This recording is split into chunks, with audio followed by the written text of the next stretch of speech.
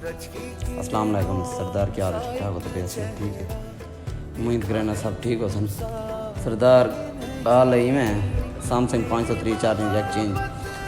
सरदार heat gun ख़राब हुई थी, वही मसला क्या है, लैटर इस्तेमाल करो तो चार्जिंग जैक हो या IC हो, कोई भी मसला हो, लैटर इस्तेमाल करो, बिजली की बचत करो तो अपना टाइम भी बचाओ।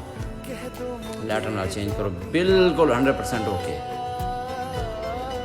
ये तुम लेते पे हो कि अस चार्जिंग जैक चेंज किया है, उन्हें चार्जिंग ला के चेक करने पे तो चेक करा लेना।